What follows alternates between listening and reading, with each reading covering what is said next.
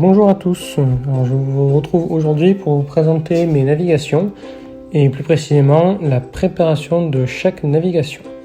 Alors tout d'abord je commence par effacer les traits de ma dernière navigation. Alors comme j'ai une carte plastifiée avec un peu de dissolvant et un chiffon, ça suffit. Ensuite j'imprime mon log de navigation, c'est un que j'ai créé moi-même quand je trouve que c'est plus adapté. Ensuite je vais chercher les VAC du terrain en question. Alors là, en fait, on allait faire une navigation à destination de Béziers. Donc du coup, je prends le code OACI et tout simplement, je regarde la carte, je l'étudie un peu en prenant en compte les points d'entrée. Ensuite, je recherche sur ma carte ces points. Je commençais à placer les points importants. Par exemple, là, j'ai essayé de placer le point de Alpha Delta à Béziers. Donc c'est un point qui se situe entre deux petits coins dans le coin de la CTR. Du coup, je les reporte.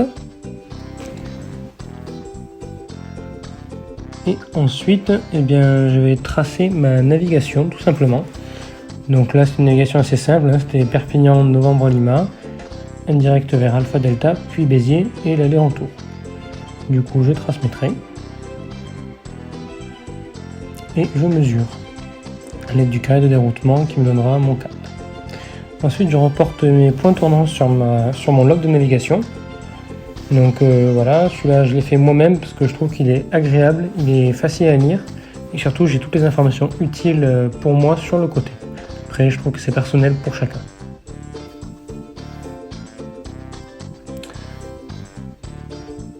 Ensuite on étudie la carte VAC. Donc comme ça en fait je prends mes routes magnétiques. Donc je viens les chercher et je les remplis. Donc je les ai tracées tout à l'heure sur la carte. Étape de recopiage, mais bon, c'est toujours intéressant à faire. Ça nous permettra en vol d'avoir le suivi exact de là où on va et d'avoir le déroulé dans le bon sens et d'éviter les problèmes. Ce que je peux vous conseiller, moi, c'est de mettre les numéros sur votre carte toujours dans le sens de la navigation, dans le sens du vol. Ensuite, on mesure. Et ensuite, on va calculer le temps sans vent. Alors, le temps sans vent, pour ceux qui s'en souviennent pas, la formule est très simple, c'est la distance multipliée par le facteur de base. Alors aujourd'hui, pour le vol, j'avais un PA28, donc la vitesse de croisière à 115, et du coup un facteur de base à 0,54. Alors je sais que certains avions du coup ont des vitesses de croisière qui sont plus adaptées, on va dire, et plus générales, ce qui fait que sur le carré de déroutement, souvent vous avez le facteur de base qui est directement reporté, et du coup vous avez juste à mesurer avec le côté sur le carré de déroutement et vous avez votre temps sans vent. Bon, moi c'était pas le cas, du coup je l'ai fait à la main. La prochaine étape c'est l'étude du terrain. Alors on va arriver à Béziers, je prends les petites informations utiles, par exemple l'étude du tour de piste, ici c'était 1100 pieds, et en fait je vais me le reporter directement sur mon log de nav à côté de la destination, c'est-à-dire à côté de l'aérodrome. Comme ça, en fait, ça me permettra d'avoir un petit coup d'œil rapidement. J'ai pas besoin de sortir la VAC.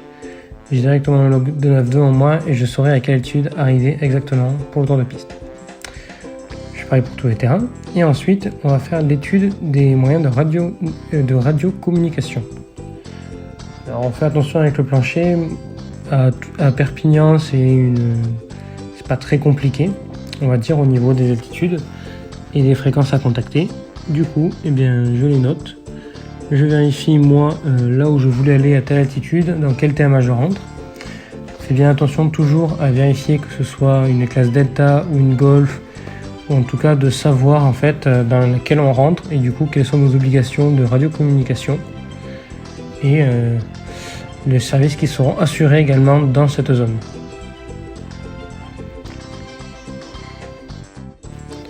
Ensuite, on va aller s'intéresser à notre altitude exacte de vol. Donc alors toujours pareil, en fait, on va suivre notre tracé et on va faire attention dans quelle zone on rentre. Donc celle que j'ai mis tout à l'heure, je vais vérifier que ce que j'ai pensé, ce soit évidemment faisable déjà. Et ensuite, que ce soit cette altitude que je prenne, donc en fonction du relief ou d'autres choses.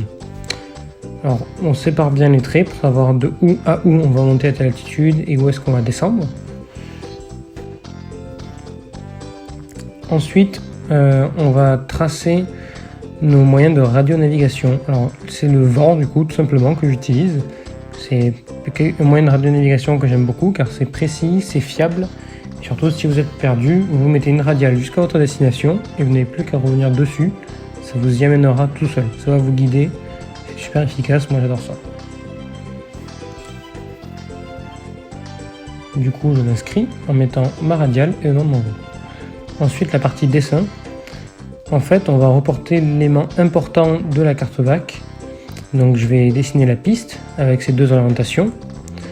Ensuite, j'y rajoute le sens du tour de piste. Donc, ici, c'est un sens du tour de piste main droite ou main gauche. Et l'altitude du tour de piste. Voilà. Maintenant, nous avons notre log de nav qui est terminé. Et on peut partir en navigation sereinement. Merci, au revoir.